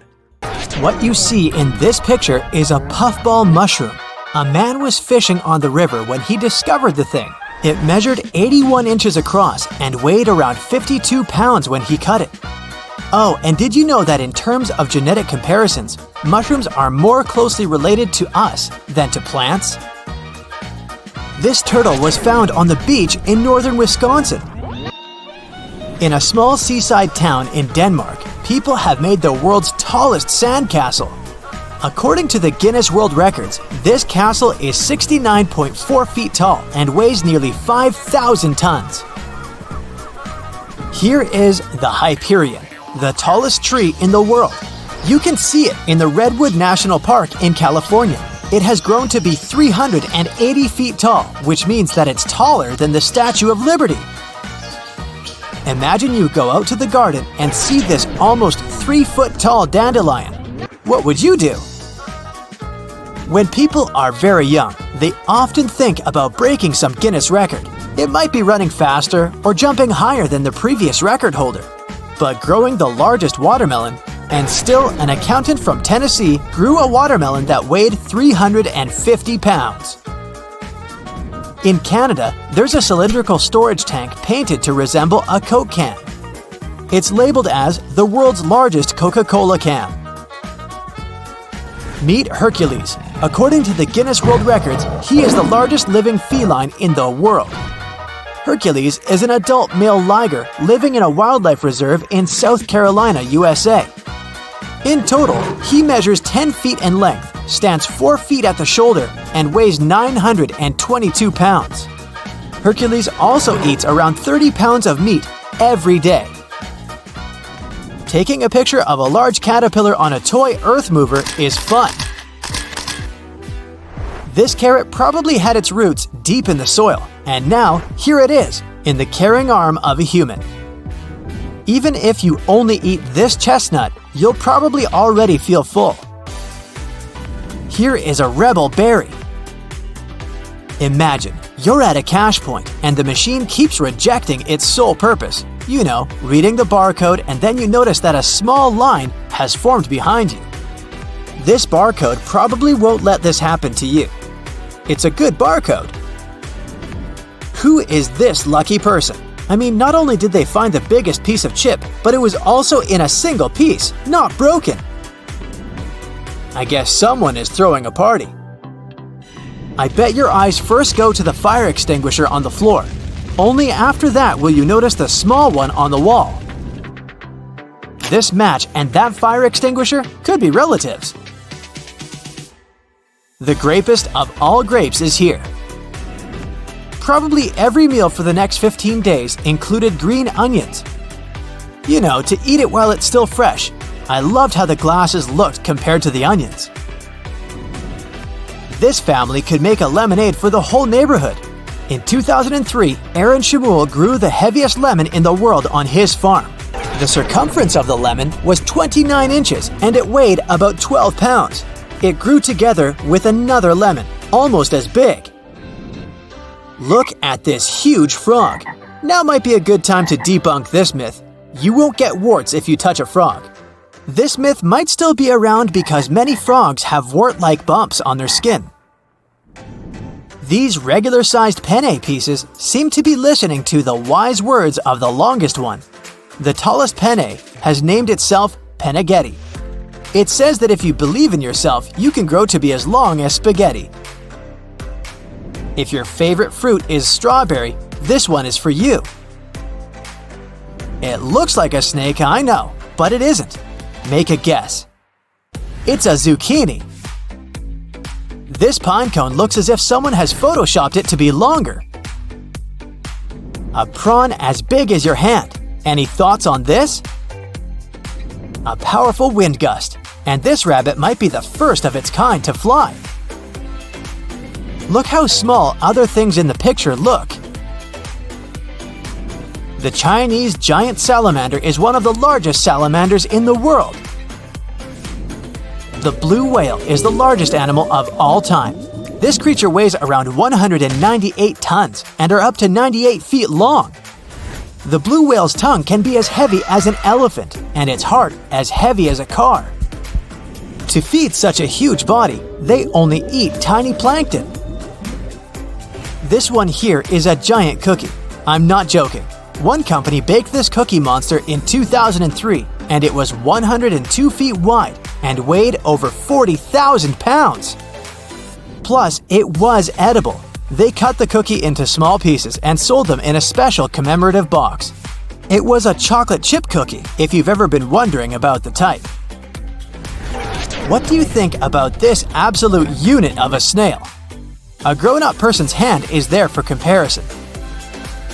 Either these people have shrunk or this table is too large. I bet the dog thinks that it's still a baby.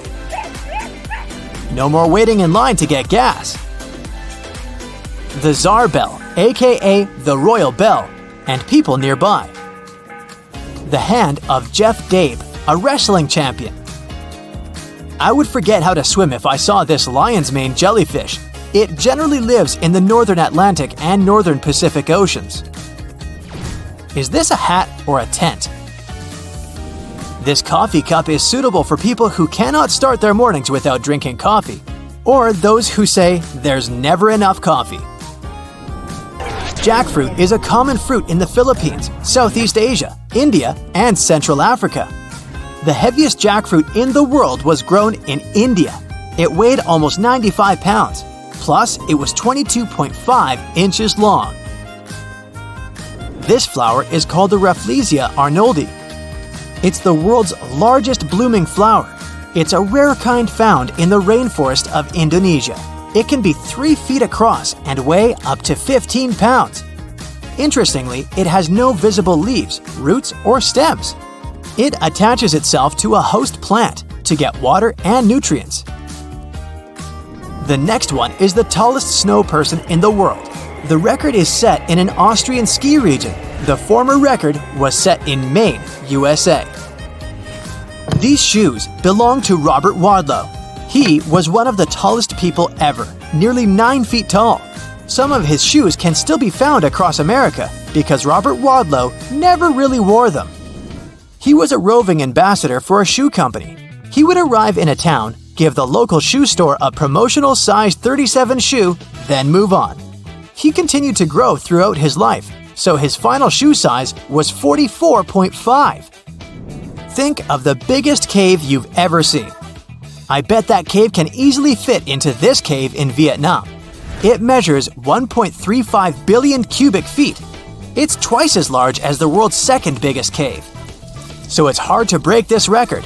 Experts believe that it dates back to 2 to 5 million years ago. The cave formed from soluble limestone. Look at this massive bird. It no longer exists though. Its kind is named Argentavis. These creatures used to live in Argentina around 6 million years ago. Their wingspan could reach 21 feet. Oddly enough, their eggs were smaller than an ostrich egg. We started with one of the largest mushrooms in the world, so this picture might look ordinary. Yet, you're looking at the world's largest organism, the Armillaria ostoyae, or honey mushroom. You can find the largest organism on Earth in the Molar National Forest, Oregon. The mushroom covers over 1,500 hectares. Think of it as a long chain of mushrooms. Throughout its 8,650-year-long life, the honey mushroom has spread its tendrils through the soil. Now, some separate mushrooms poke out of the ground every once in a while. This fungus exists inside trees too. A study says that at least 112 trees have it. It's considered the largest organism due to the wide area it covers. Every beach needs this giant umbrella. It was made in the United Arab Emirates to celebrate the Emirates' happiness journey in 2018. The umbrella is 80 feet in diameter. The most exciting accidental discovery I've made in my life was a $10 bill in my old winter jacket. Some folks are luckier though, as they find underground cities from centuries ago or make inventions that turn them into millionaires. Velcro was invented after a routine walk in the woods. Kellogg's cornflakes were inspired by a chipped tooth, and Play-Doh saved a business empire from falling by chance. Back in 1998, electrical engineer John Williams found something that looked like an electrical plug sticking out of the ground. He started digging and noticed that it was stuck in a small rock. He found it in a rural location in North America, far from civilization, industrial complexes, airports, factories, and electronic plants. This piece of electronics embedded into a solid granite stone got the nickname Enigmalith and a price tag of $500,000.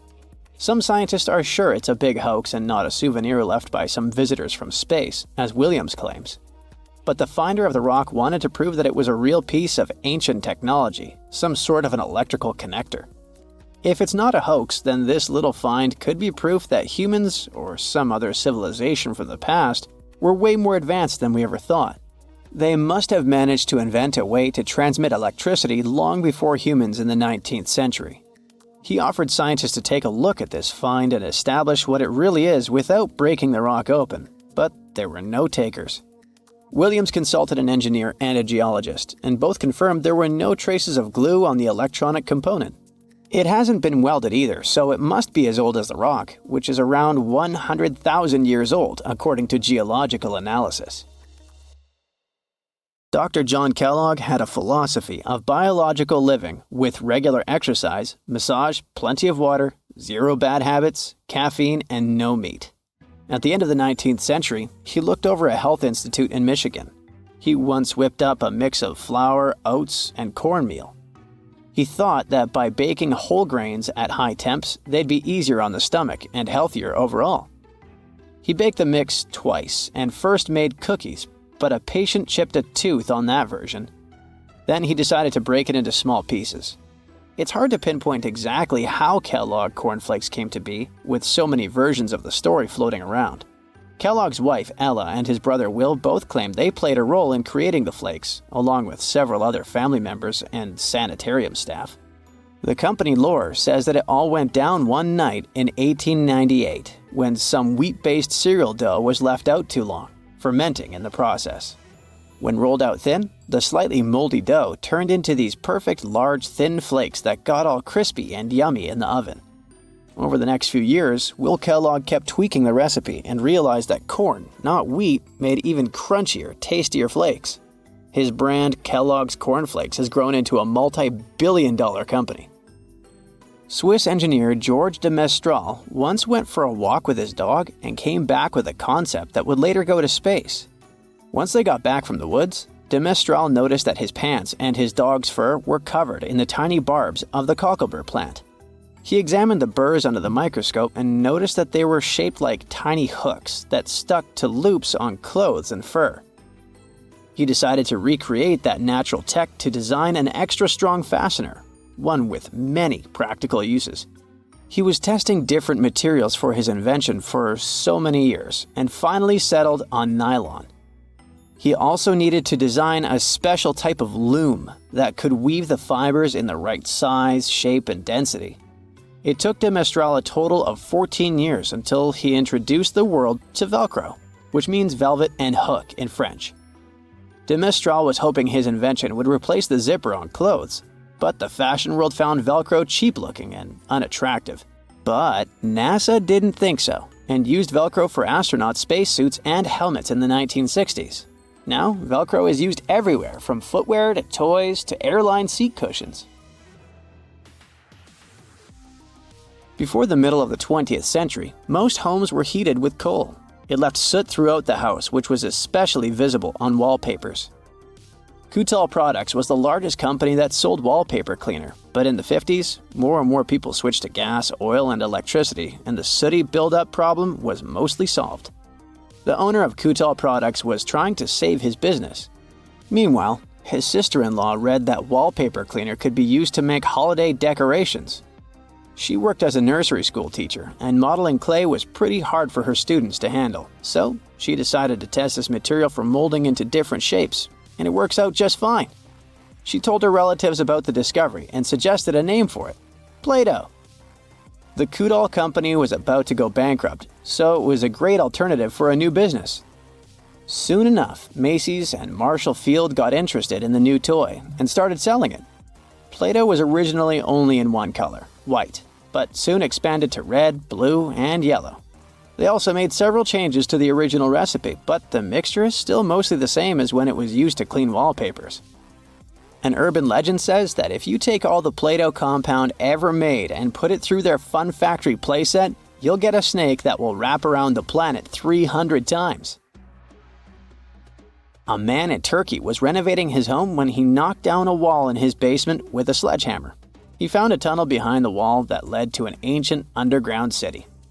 The tunnel led to more tunnels and then halls and chambers.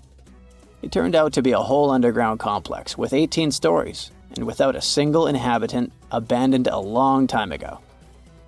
It was the city of Derinkuyu, built thousands of years ago, a home for up to 20,000 people.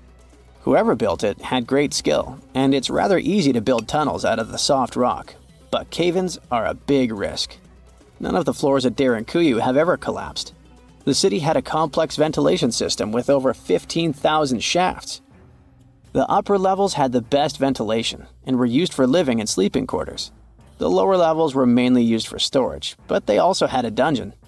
In between, there were room for domestic animals, a school, a convent, and small churches. John Martin, a forestry professor, was out exploring a forest in Wisconsin one night. He was shining a UV flashlight up into the canopy to spot lichens, fungi, plants, and frogs that glow under the UV light. Then, suddenly, he heard a flying squirrel chirping at a bird feeder, pointed the flashlight at it, and saw it light up pink. The professor told his colleagues about it, and they decided to investigate further. They checked out some flying squirrel skins at museums to see if this pink glow is a common thing among them. It turns out that almost all of the flying squirrel specimens they looked at had the same pink fluorescence. Non-flying squirrels didn't glow at all. Other animals with fluorescence, like puffins and chameleons, glow blue under UV light. The only other mammals with fluorescent fur are around 20 species of opossum. They live in different ecosystems and have different diets. The only thing they have in common with flying squirrels is that they're all active at night. And regular squirrels prefer sunlight. There's enough ultraviolet light in low-light conditions, and nocturnal animals need UV vision. So the pink glow might have to do with nighttime perception and navigation, especially in cold and snowy conditions. Or it could be a way for male flying squirrels to attract prospective mates. It could be a sort of mimicry. You don't need to go to the end of the world or some exotic land to see strange things. You just need to go to Reddit. Check out how its users share weird and crazy stuff they found in their houses. It's rare when old finds in the house have any value, but this married couple managed to win the jackpot. In Cleveland, Ohio, they started making home repairs. The man was tearing dusty boards from the ceiling in the basement when he noticed something behind bars. It was a small green suitcase. He found the second one in another part of the basement. At first, the husband and wife thought the suitcase contained some old baseball cards, but instead, they found a treasure worth 33,000 pounds. There were old banknotes, and some of them were very rare. They were delighted with this find, but didn't spend money on entertainment. According to the man, they used the cash to pay off their mortgage. These people were even luckier. Several residents of a small English town in North Yorkshire were doing repairs in the house. They discovered one of the largest hoards of 18th century English gold coins ever found in Great Britain. The owners removed a small clay cup the size of a soda can, hidden in the concrete under the floorboards. The bowl's surface was covered with a thin layer of salt, and inside, there were about 260 gold coins. The estimated value of the entire treasure was about $200,000. But it all depends on the auction. Perhaps the amount will reach $500,000. One user came to his mom's new multi-apartment building. He went to the basement and found a huge bank vault there. There was this round, thick metal door leading to the bank safe. He didn't find any money or gold, but the vault was in excellent condition. Of course, other Reddit users found out how this could happen. If a bank goes bankrupt, it takes all its belongings from the building except for a giant safe. The fact is that dismantling such an object requires huge costs. It can't be removed without expensive equipment, so banks leave their safes in the building. Another Reddit user wrote that a law firm bought a closed bank building and turned the vault into an office. They couldn't break through a thick wall in this room to install a window, so they just hung a photo with a window. Another user showed a rather creepy discovery made in the basement of his house. It was a huge hole leading into the darkness and filled with cold liquid. The user didn't panic and measured the pit. It was only 8 feet deep, half filled with ordinary water. He didn't find anything else, no secret room or dungeon. In fact, this was not just a pit, but a particular well called a cistern. And again, thanks to Reddit users for the answer. In the past, people installed such things in many homes to replenish water supplies. Cisterns were popular in dry areas where residents couldn't access a water supply system, or when people were afraid that a river or reservoir was polluted. They collected rainwater and stored it in these wells. To avoid contamination from the surrounding soil, they cemented these pits. People used water for house cleaning, showering, and laundry. You could even install filters in such a tank to drink clean water. This user found something strange not in his house, but in the basement of the office where he worked, in a dark, concrete room. Among the junk, he saw a red iron door leading into the unknown. "Keep closed at all times" was written on its cold surface. There were no locks or keyholes on it, only bolts. The user could have easily opened it, but didn't. Would you dare? The thing was actually not scary at all, but it was pretty dangerous. This is transformer storage with a powerful electrical voltage inside. It can explode or catch fire or even electrocute someone. Therefore, it was placed in the basement away from people. No one except electricians is allowed to go there. Someone found a strange tiny room in the attic of their new apartment, behind a small iron door. Inside, the user found a small bed, several shelves, and a small window. It seems that someone lived there, but who and why? There's almost no information about this. Imagine that you're walking through an abandoned house and suddenly see a phantom stuck in the wall and trying to escape. One Reddit user photographed an unusual installation in an abandoned house. It looks like a person trying to break out of the wall. Of course, there is no mystery or magic here, just someone's great sculptor skills, but still, it looks pretty creepy. Many users find secret rooms in their homes, and no one knows what those were used for and who lived there. But this guy found the most practical and valuable space. In the backyard of his house, he discovered a shelter from radioactive waste built in the 60s. It looks pretty atmospheric and safe. This user moved into a new house and found this strange white door in the wall. It looked like an area for a water heater or something, but it turned out that the door led to a strange room. It was small but cozy. Someone even put a carpet on the floor. But there was another door with a lock at the back of this room. The user opened the black door and stepped inside another, a much creepier room. The walls and ceiling were covered with soundproof plates and white plastic tarps. Also, he saw 3 to 4 outlets and some kind of pad that looked like a small bed. There was a briefcase on the floor with an old wooden box, envelopes with money from different countries, and 4 small silver bars. But the strangest thing in that place was a black safe. The user opened it and found several VHS cassettes and a white sheet. "Save yourself" was written on it in black ink. The user wanted to share the contents of the tapes on Reddit. Many people thought that all this was fake and didn't believe him. But then another user said he knew the previous owner of the house. It was just an ordinary guy. Then the user posted the contents of the tapes. The recordings were quite unsettling. Someone suggested that all this was a promo campaign for some horror movie. But then the same user admitted that it was all a hoax that had gone out of control and become viral. He wrote a post where he described in detail how he created it, but the site administration deleted it. Let's finish our list with the most unusual apartment. Imagine that you're walking through a residential Parisian neighborhood and entering a multi-story building where ordinary people live. You go up the stairs and stop near an old door. You press the handle down and go inside. It seems to you that you're in a horror movie about ghosts. Cabinets, chairs, all the furniture here is made at the beginning of the last century. All the rooms look like an old antique store. Everything is covered with a thick layer of dust and cobwebs. There are sinister-looking dolls and stuffed toys on the floor, but nothing strange happened here.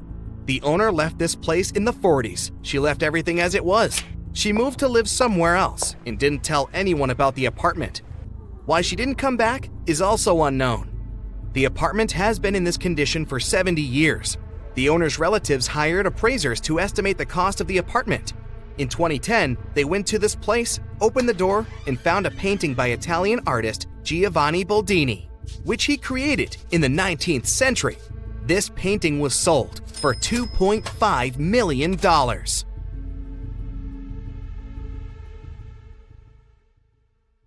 Look at these 2 identical diamonds. You won't see the difference with the unaided eye, yet your credit card will surely notice it. On the left, it's a 0.9 carat diamond that will cost you somewhere around $5,000. And on the right, you can see a 1 carat diamond with the price starting at $8,000. The difference is only about 0.02 grams, but the price changes a lot. And both of them are tiny, just around 6 millimeters in diameter. Yeah, a carat is not that much. It's a unit of mass that equals 200 milligrams. As for the biggest diamond ever found, it's 3,106 carats and weighs over 600 grams. An average orange weighs about 140 grams, so this diamond is like 4 oranges. It's called the Cullinan Diamond, and it was found in South Africa in 1905. It got its name after the name of the mine it was found in. You can't see its full version these days as it was cut into several pieces. In total, it was divided into 9 larger stones and a whole bunch of smaller ones. In early 1905, the cutting of the Cullinan diamond was entrusted to diamond expert Joseph Asher, the head of the Asher Diamond Company in Amsterdam. A team consisting of 3 specialists dedicated 8 months to the task of transforming the large diamond into smaller gemstones, beginning their work in February that year. Initially, the monumental stone was divided into 7 pieces, which were further cut to create 9 large stones, each named Cullinan with a corresponding Roman numeral from 1 to 9. During the first attempt at cutting the Cullinan diamond, Joseph Asher broke the cleaving knife, which had taken 4 days to prepare, without causing any damage to the diamond. A new cleaving knife was then used for the second blow, resulting in the diamond being split into 2 pieces. The discovery of the largest gem-quality rough diamond sparked speculation and a sense of mystery, with some suggesting that the Cullinan diamond was merely a fragment of a much larger diamond. There were claims that 4 magnificent pieces had been broken off from a larger stone. Despite much discussion and speculation about the origin of the Cullinan diamond, no concrete evidence emerged to support these theories. But is the Cullinan diamond really the biggest diamond ever found? Well, the answer is yes and no at the same time. The thing is, until faceted, the diamond isn't as magnificent as you might think. So yes, it is indeed the biggest one, but nobody really could handle a 600-gram faceted diamond. Such a giant couldn't really adorn anything. The Golden Jubilee diamond, weighing around 545 carats, which is about 109 grams, is known as the largest cut and faceted diamond globally, surpassing the Cullinan diamond by 15.37 carats, or 3.07 grams. It was discovered in 1985 at the Premier Mine in South Africa, which is also the birthplace of many famous diamonds, like the original Cullinan. The Golden Jubilee diamond was originally referred to as the unnamed brown. The cutting and polishing of the diamond presented challenges due to its size, surface, deep cracks, and inclusions. De Beers utilized new cutting technologies for the project, which were later applied during the cutting of the Centenary diamond. After extensive work to reduce the diamond's weight, it was completed in 1990 in a fire rose cushion shape. The diamond was then brought to Thailand for exhibition and later purchased by Thai business people in 1995. It was given to King Bhumibol as a gift for his 50th anniversary on the throne and named the Golden Jubilee. The Golden Jubilee diamond is currently showcased in the Royal Museum at Phimmamak Golden Temple Throne Hall in Bangkok as part of the crown jewels.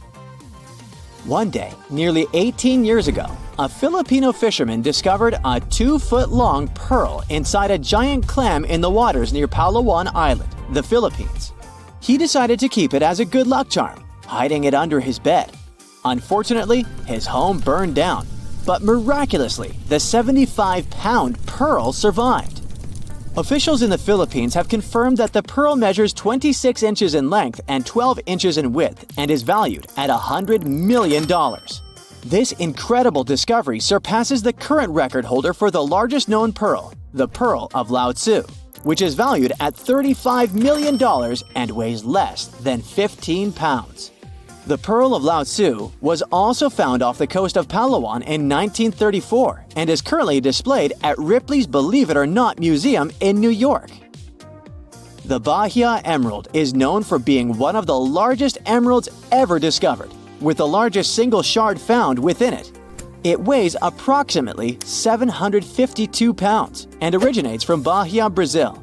The gemstone narrowly avoided flooding during Hurricane Katrina in 2005 while being stored in a warehouse in New Orleans. An ownership dispute arose after the emerald was reported stolen in September 2008 from a secured vault in South El Monte in Los Angeles County, California. However, the emerald was eventually located and the case was brought to a settlement. Although the gemstone has been estimated to be worth around $400 million, its true value is still uncertain. A couple of years ago, a Sri Lankan gem company reported the discovery of what they claimed to be the world's largest single natural blue sapphire, weighing 683 pounds. Let's see what jewelry you could make from this behemoth stone. A blue sapphire with such a gigantic weight could be turned into 1,549,016 1-carat stones adorning engagement rings. The owners intended to auction off this gemstone after it had been officially valued. The Gemological Institute in Ratnapura, which initially owned the gem, declined an offer of more than $1 million from a potential Middle Eastern buyer. They estimated that the gem's real value was around $100 million. The discovery of the El Dorado rough topaz in 1984 in Minas Gerais, Brazil, was a significant event. with the rough stone weighing an impressive 81 pounds. However, after being cut and polished, the finished gemstone ended up weighing only 13.6 pounds, resulting in a loss of 83% of the original weight. This drastic reduction in weight was primarily due to the removal of non-gem quality material from the rough stone in order to create a high-quality product with an excellent cut, color, and clarity. The final product was a stunning faceted topaz with a perfect emerald cut, good clarity, and a desirable yellowish-brown color. Weighing 31,000 carats, the finished stone became the largest faceted topaz and gemstone in the world. The name El Dorado has since been used metaphorically to describe a place where wealth can be quickly attained. Additionally, it's been associated with El Dorado County in California and various other towns and cities across the United States. The term has also come to symbolize something highly sought after, though it may be elusive or never found. A ruby weighing 55.22 carats was recently sold at auction for a record-breaking $34.8 million, making it the largest and most expensive ruby to be sold this way. The gem was discovered in Mozambique and named Estrela de Fura, which means Star of Fura in Portuguese. Sotheby's, the auction house that handled the sale, described the ruby as extremely rare and significant in the world of gemstones. While diamonds typically dominate record gemstone sales, rubies are also highly prized for their rarity and value. The previous record for a ruby sold at auction was set by the Sunrise Ruby in 2015. It's a 25.59 carat stone from Myanmar that fetched $30.3 million. Estrela de Fura was originally a 101 carat rough stone, making it the largest gem-quality ruby ever found. It was carefully cut and polished to enhance its color and brilliance before being put up for auction.